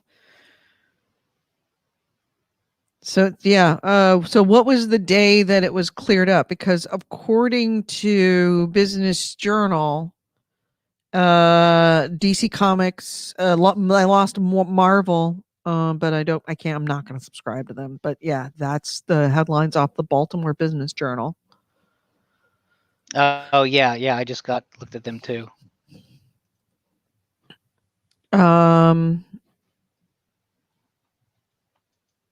There we go. Games Radar. That was 3 days ago. How Marvel leaving Diamond for Penguin Random House affects comic book readers. Yep. The way that they read it is what seemed unimaginable just 1 year ago. Come on.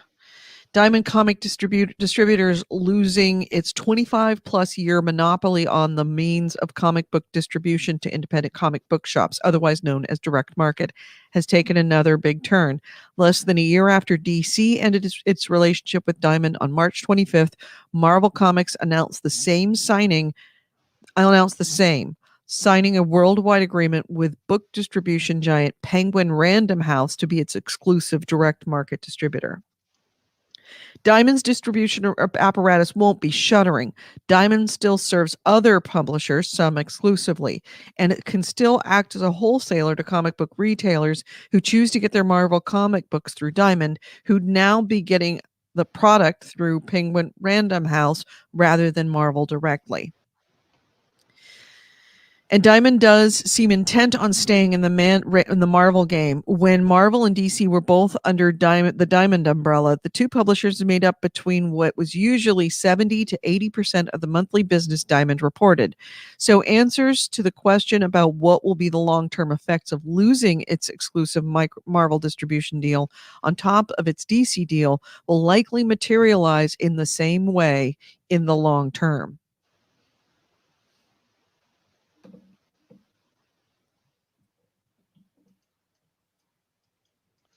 So they list the article 2 days ago, which was on the 26th, and this one was on. I know the Gizmodo one was on Thursday, so right.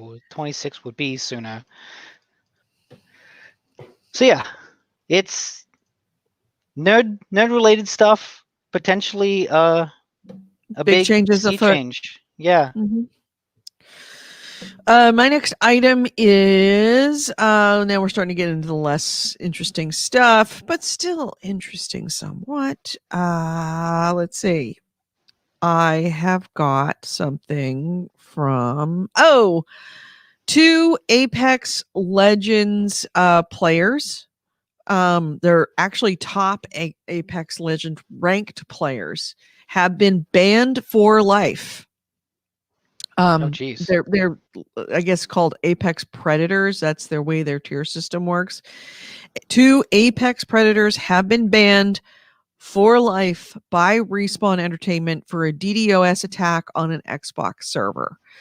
They will not be able to ever play the game again, meaning they're the ones getting denial of service, I guess.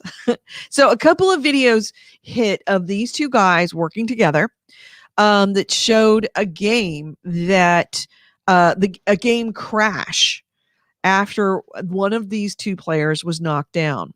When the server reconnected, the player who had been knocked down was revived and standing over the player responsible.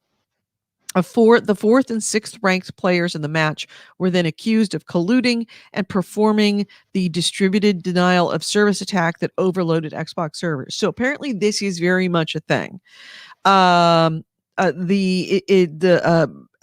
Users frequently report that attacks that result in timed penalties and a loss of reputation points because of server disconnects. And it is people doing a DDoS in order to disconnect that game for a moment. So that they don't And lose. so they don't lose. Huh. Or that other people get penalties on them for it.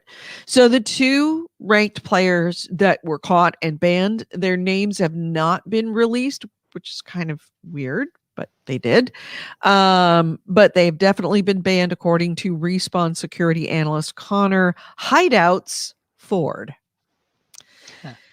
You know, it's interesting. I was just browsing Reddit a couple days ago, and I think I saw, like, on the gaming area, a video of this, because it was that exact video of someone in Apex Legends going down, and the moment they're down, like, everything stops. You know, of like server disconnect.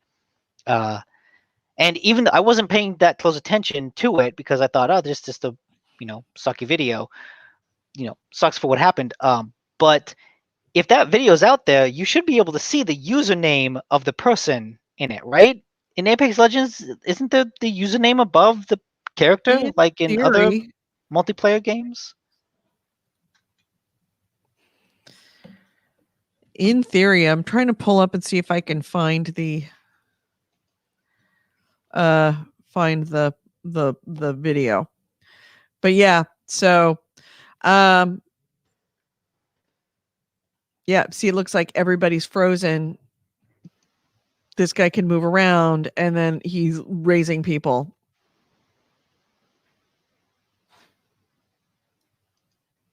See, it essentially it freezes the game. So yeah, that's very much a thing. By the way, if you are one of those people, or if you will play with those people, Respawn did say that they are preparing for what they're calling a console reckoning. Because they can see DDoS attacks, they can spot them, and there is going to be a reckoning. And that they said that cheaters can't hide any of the DDoS attacks they participated in. So it's shit's about to go down for this DDoS stuff, and I think these two are the first of what's probably going to be many people that are being banned for life from the game for cheating. Oh, I think I found the video. Oh.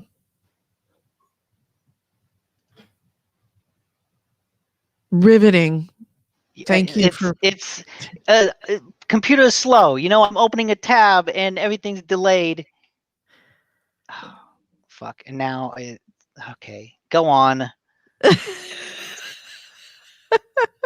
I tried to make it full screen, and now it seems like Chrome is frozen. So I'm glad you can still hear me. Why do you have such a shitty computer? Why? Why?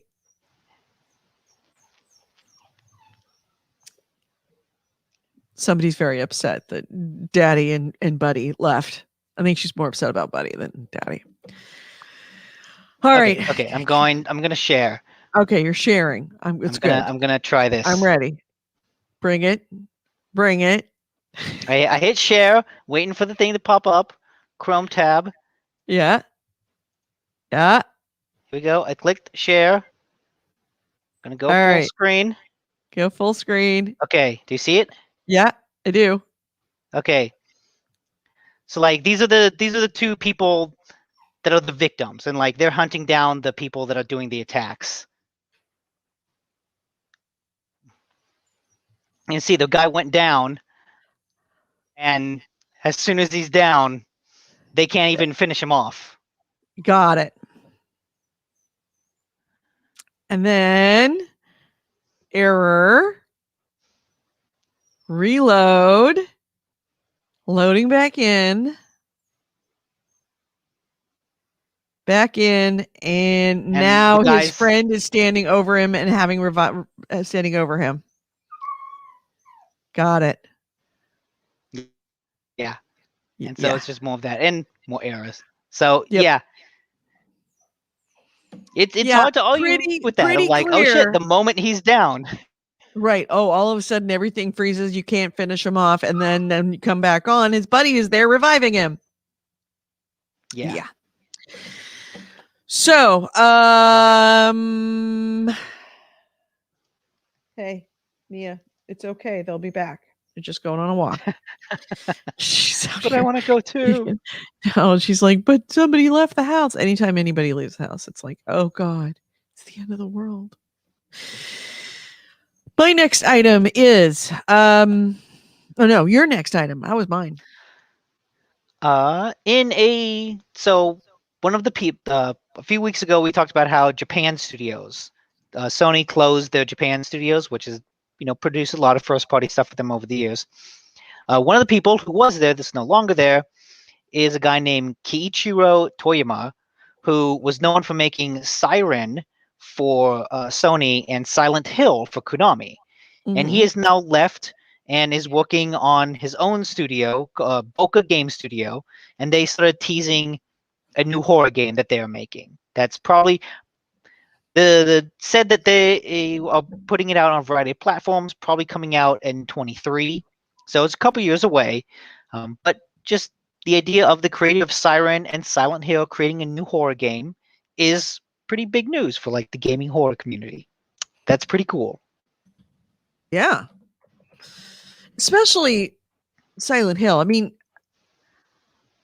that was the early, I never really played anything more than the first one, but the first one scared the fucking pants off me. Holy shit. The first couple games, I'd say the first 4 games are all like various levels of like good to great. And then after that, they kind of started to go downhill. Right. So, this is Siren, by the way. So that's actually kind of exciting. I'm good for that. I'm definitely good for that. Yeah, I want to see what he does next. That dude knows how to freak people out. Yeah, he does. My next item is hey, are you subscribed to Disney Plus? I am. Are you subscribed to Netflix? I am. All right. So you know that Netflix raised their prices just recently. Disney Plus has also been around for a couple of years. As of March 26th, their month-to-month plan now costs $8 instead of $7. Yearly subscriptions are now $80 instead of $70. So if you do the math on what the Netflix subscription costs and a Disney Plus subscription cost, and you put them together, it comes out to $98 a month. $98. Sorry, $98. It when you put all those, I think it's Hulu. I think if you put together Disney Plus, Hulu, and Netflix, No, that's not $98. It's something. It's not 98. It comes out to something. It's essentially equivalent to what cable does. I found that article, and I knew Okay. if I didn't actually bring the Because article with me, it depends on how many services you're looking at. So Hulu is $7. I'm pretty sure for the bottom tier is $7. Mhm. Plus 8 for Disney Plus, and I think 13 for Netflix. That's a total of $28. Depending on what else you add. You know, if you add HBO Max, Peacock, Paramount Plus, shit, there's a couple other big ones. You know, Funimation, Shudder. Damn it, I Like found. I know that I saw an Apple. article, a news item that came up that it's going. Oh, God dang it. You know, I knew that when I brought that up, that it's like the one time I did not actually look up the article and bring it with me. The one time I will find this article and I will come back. So while you're saying that, AC Wraith linked to an article from TV Line that says Disney Plus to hike subscription fees. Is it still worth it? And you know what? I always take issue with people saying, "Oh, Netflix is hiking the price. Disney Plus is hiking the price when it goes up $1." Like that's not a price hike. Honestly, like the people writing that seem to not There we really go. understand This what is it. Out of constitutes a Bloomberg. price Found it. hike. Okay. Found it. A price hike would be like a doubling it or I increasing it by don't want to 50%. subscribe. God damn it. I do not want to fucking subscribe. Like I get the frustration of, subscription services I increasing will by show $1 you every couple years. It costs $92 in the month the US. Oh, God dang it. I do not want to buy a fucking Bloomberg, but the cord cutter package costs it like $92. Okay, I might have a Bloomberg free article, so let me. Okay. I'm not buying Bloomberg just to prove my point. Which sucks because, of course, I'm going to get interviewed by Bloomberg tomorrow. Oh, really? Yeah. What did you type into Google to find that? And what are they interviewing you about? It is called, they're interviewing me about wildfire season coming up. It's called Disney Plus Netflix hikes bring cost of cord cutter package to $92. Okay, God, it's not a fucking price hike, people. I understand the frustration of everything like incrementally increasing bit by bit, but it's not a price hike. Okay, so they are counting. Put that on the screen. I had a list really quick, and then it gave me the fucking edit thing. Shit, do I have a screenshot? Can I take a screenshot? You know what? But they were counting Amazon, Apple, Discovery, Disney, HBO, Netflix, Paramount. Oh God, and other Peacock. Let's see if I can actually. I'm going to try and do something really skeevy here. Stand by.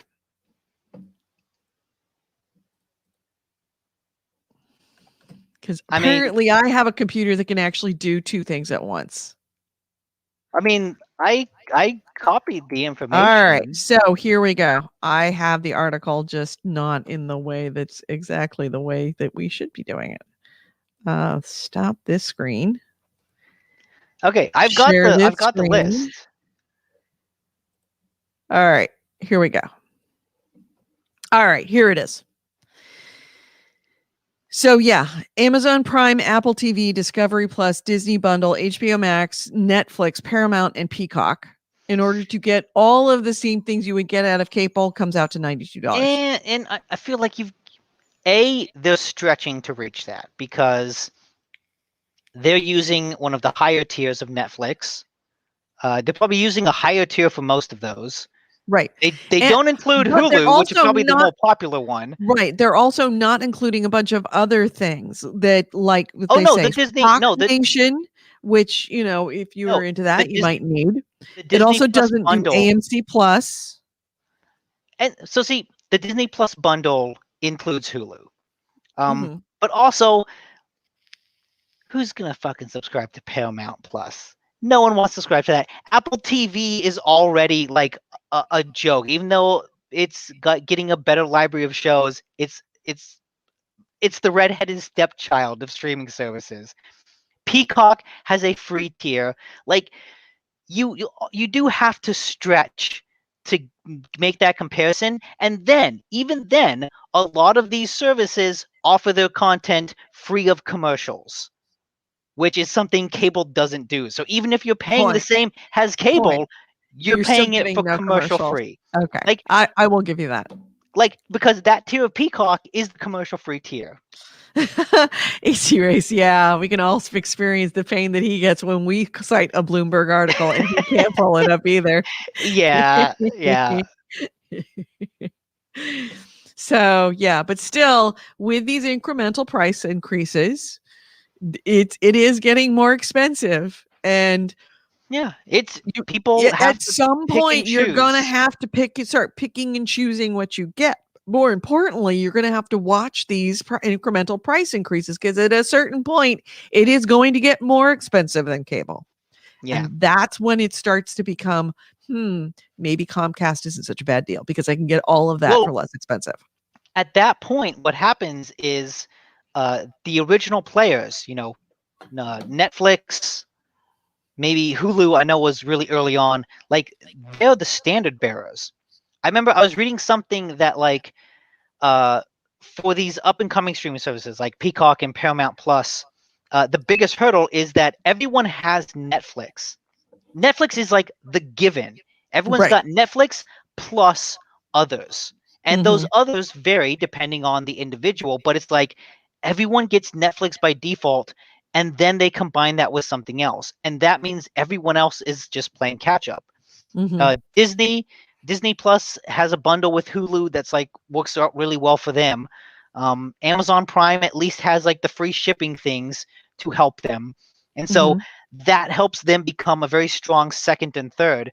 But then everyone else is like, but you will notice all of these prices. These are the newest ones, and they are way more expensive than all the other ones that were originals in this, with the exception of Netflix, which was the granddaddy. But yeah, well, again, like with that, the Disney Plus bundle that includes Hulu and like ESPN Plus, right?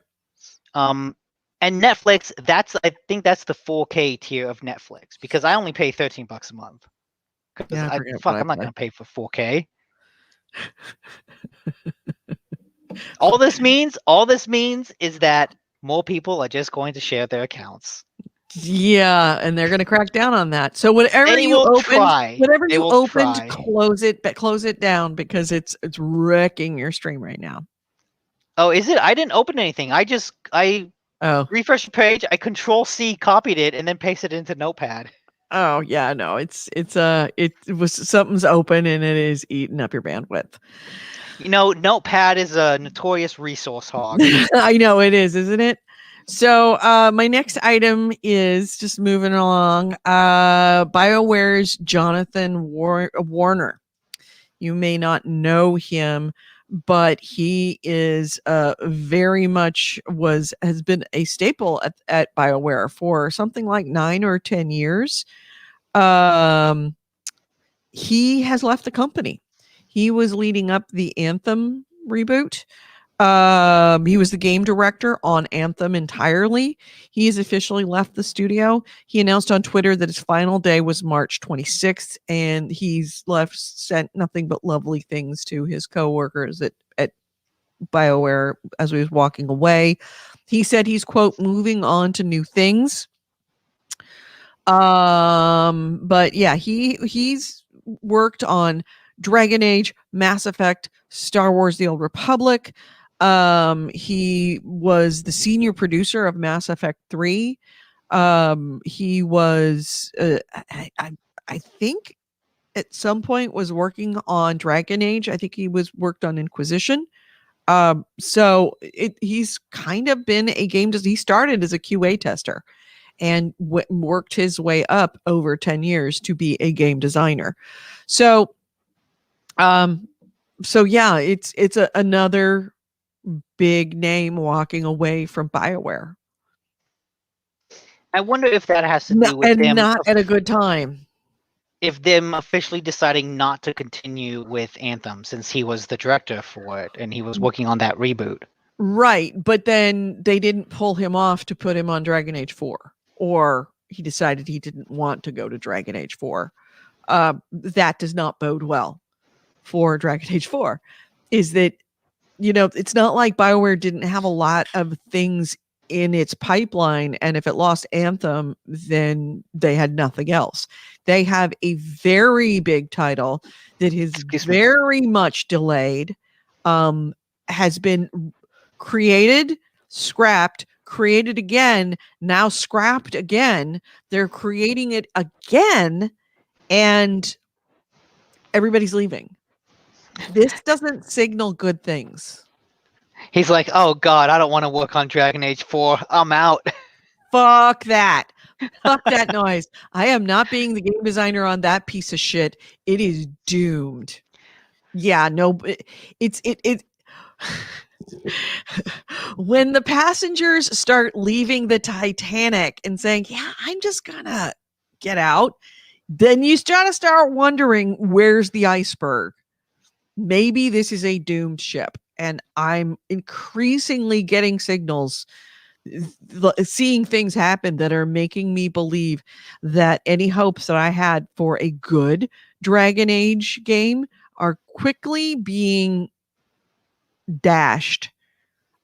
If it looked good, if it felt good, if it was a good team, if there was a lot of enthusiasm for it, if it was like it was with the first build where everybody said this is one of the greatest games that we've ever made and then got scrapped, either they have lost confidence with the company, which probably is true to a certain extent, but they've lost confidence in the game, that the game is going to be worthwhile to actually have your name attached to.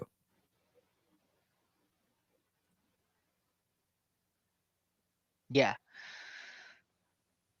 Sorry, I was looking at news because there was one that I wanted to mention. Yeah. Well, go ahead. Speaking of people leaving, in the chat, Blood Reaper brought up the news story that the Cyberpunk 2077 developer left CD Projekt after 8 years. I'm not even going to try to pronounce his name, but again, he had good things to say about the company and his coworkers while leaving, and he he left was to one of the go guys for that a got new death adventure. threats.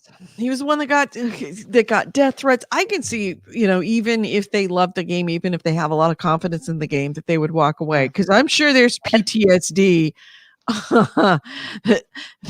they need some grief counselors and some trauma specialists working at Cyber CDPR right now.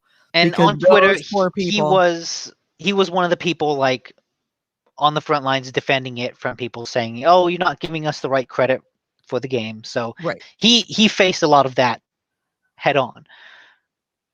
And yeah, he has good things to say, but I can understand, feeling exhausted after that launch. So we should probably wrap the show up. We're running here at almost 2 hours, but more importantly, your feed has gotten so bad.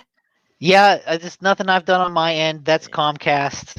Yeah. That's Xfinity, Comcast trying to shut me up. Yep, trying to say, no, it's more expensive. You listen to Edie. You notice mine? I have Comcast. I'm fine. I was the one that's saying, you better watch. It's going to be as expensive as cord cutting is as expensive as cable. And I am doing fine. Thank you, defended Comcast. Streaming. But at least in one there's some guy in a control room going on Nick before they shut me down completely. Just gonna touch that down just a little bit. Let's adjust Nick's stream right there. PlayStation is offering several free games currently as part of their Play at Home initiative. We talked about it last week, but they weren't free yet. They have since gone live, and you can download them. I forget all of the games, but it's a mix of VR games and regular games. And it's a really good list. Like some of them I had previously bought because they are high quality games. And then they were like in a couple weeks, Horizon I think is also one of them out. Subnautica was Yeah. one. Yeah. Subnautica, Abzu, The Witness, Enter the Gungeon. And I know there's one other non-VR game. I can't remember what it is. No, that's not it. What is Damn this it, damn one it, about? damn it. I know I have it. No, I guess I don't. My bad. Never mind. So yeah, it's a bunch of free games, and you do not have to have PlayStation Plus in order to get it. That's what's kind of cool. It is free for everybody if you have a PlayStation, which is a nice, Yeah, it's a perk, nice thing. nice bonus. I just got a bunch of free games, and it's like, well, I'm gonna go try to play these because yeah, some of them are cool. On those same lines, I'll have to find that. If you are interested in looking at Watchdogs Legion, which took a lot of heat from Nick, mostly because he hadn't played it and he hated the first Watchdog so much that he wasn't going to have anything to do with it. The PlayStation Store's deal of the week this week is Watchdogs Legion. It's currently at the cheapest price that it's ever been. It is 67% off its retail value, so it's only $19.99. And it's only been out for 6 months, so that's kind of a cool thing. In addition, it is free until tomorrow, March 29th. It is free to play, so you could try it and buy it for $19.99, 67% off if you like it. And it's on across any platform is that deal. So for the free to play. Okay, so this comes from AC Wraith. This is his last news item, which is just fun and not really related to games. So this guy used to work at Insomniac, but since left. And so he has a Twitter thread now about how he hacked the speakers to get HR to reverse the decision. He finally came clean after all these years. But here's the twist. So there's a twist here. So HR said that they were going to start playing music in the bathrooms. He says, people complained, whatever, and eventually they settled on a classical-ish Ratchet and Clank playlist. This is what he says in his tweet. So one day in summer, he got there first and noticed that the speaker had a smart card slot. So what he decided to do is replace the music, and he settled on 12 hours of Soviet. Oh, shoot. Sorry about that. My bad. I'm trying to share it and I screwed up. Okay. Anyway, I'm not sure what you put on the screen. I hope it wasn't anything too bad. No. I removed you from the stream briefly. Oh, okay. So he replaced the music with 12 hours of Soviet era composer Dmitry Shostakovich. Okay, Shostakovich. I don't know who that is. Dmitry Shostakovich? Yeah, I don't. Yeah, it's it's pretty, but it's definitely Soviet. Okay, so he describes it stuff like that. He describes it as, to the uninitiated, his music kind of sounds like it was made out of every combination of notes that aren't chords. Yeah, I can see that.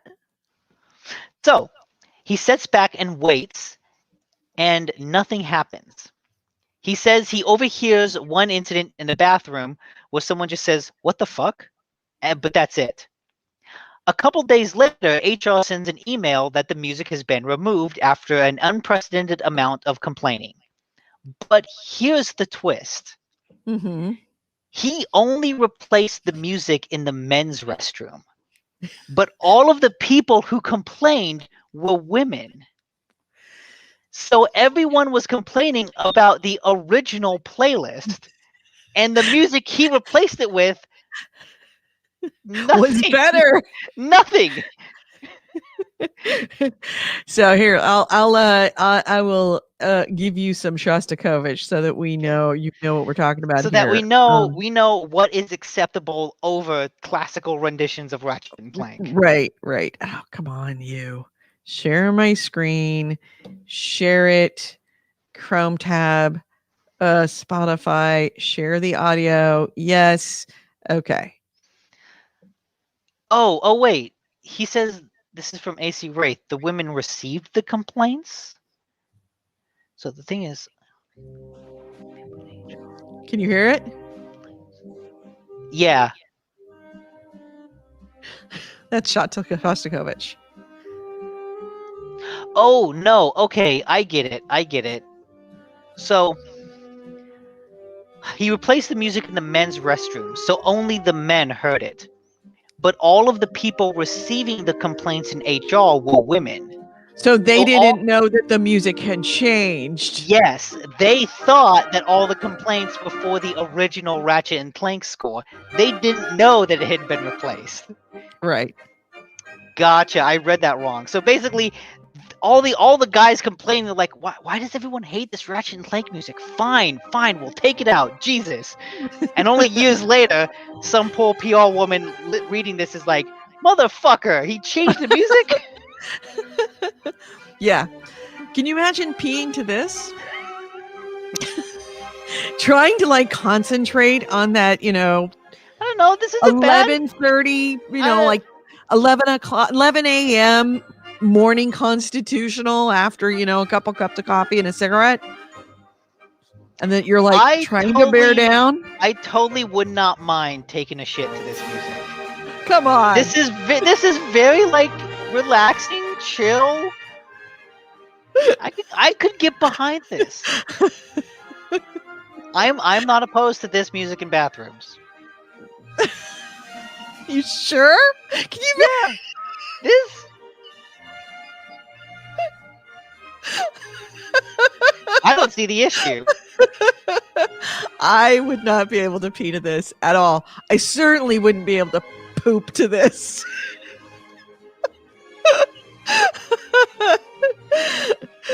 So yeah, that.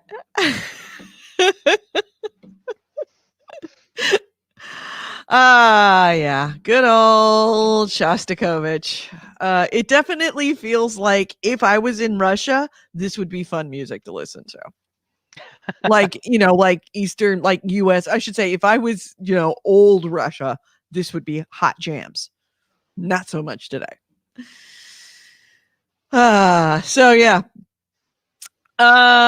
So yes, I enjoyed that Twitter thread as well. All right, so should we close this out? And I'm sorry if anybody couldn't hear that. You probably should have heard it in the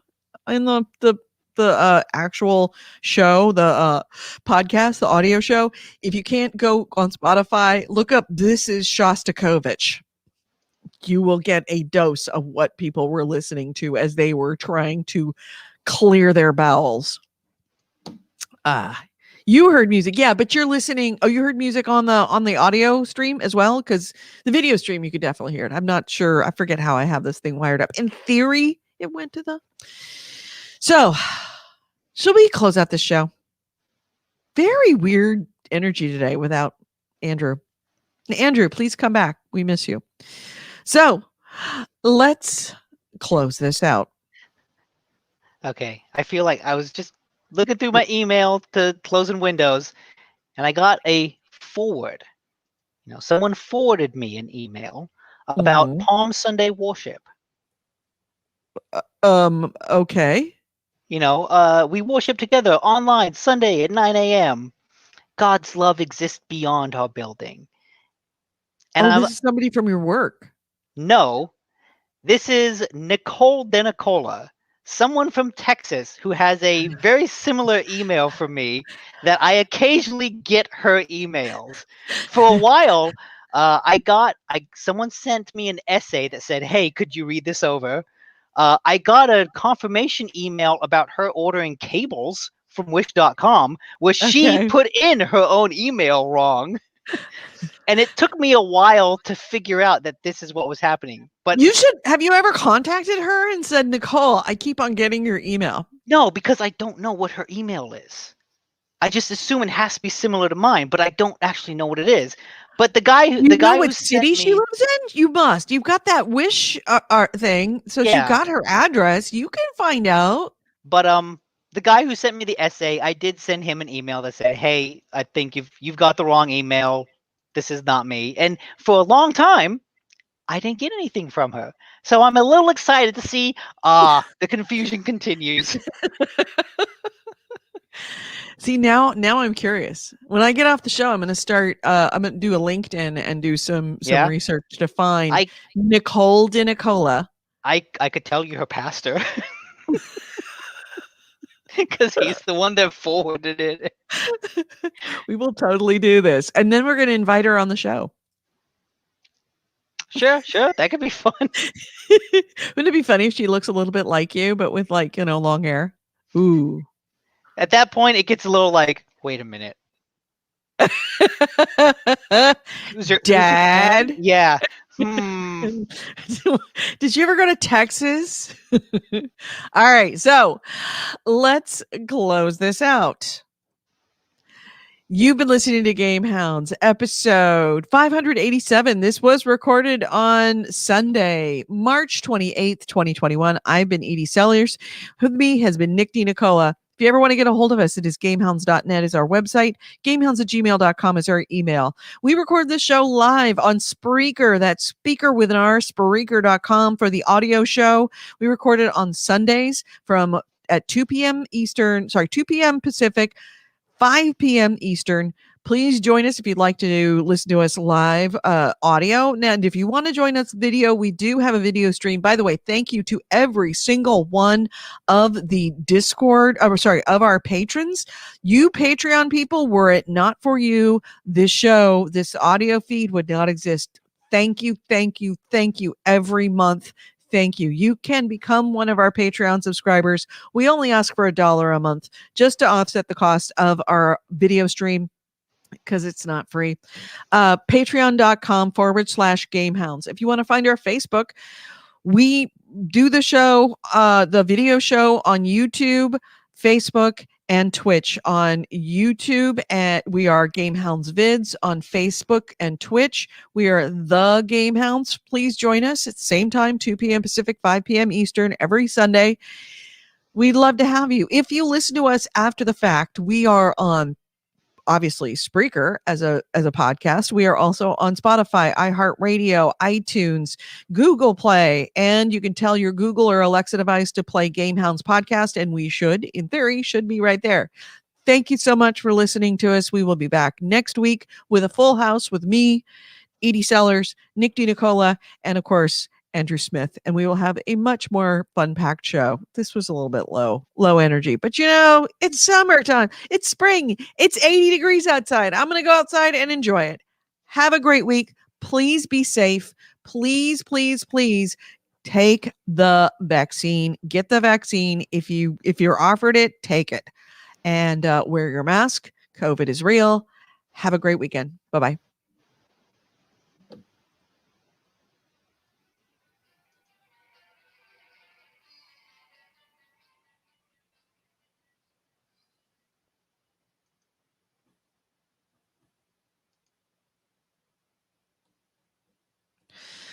All right, audio is out, video still on. All right, everyone, thank you so much for being part of the show. You are very much part of the show. I'm sorry, I'm kind of like, I got a puppy. I've got a half an ear on a puppy. I'm only partially paying attention to Nick. That guy right there, I really don't pay much attention to him when I've got a puppy that it's like, are you about to pee? So, yes.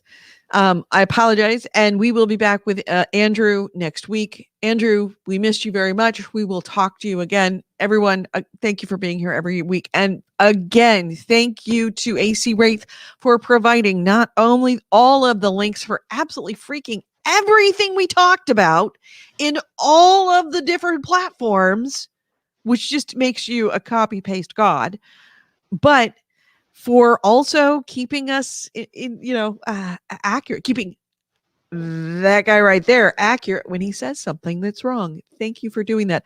Also, I want to invite you. Don't forget to join our Discord before Microsoft kills it. join our Discord. There is the link for the Discord. If you want to find the link for the Discord and not have to just copy and write it down by hand, you can go to our Facebook page, The GameHounds. It is pinned up on the top there. Join our Discord.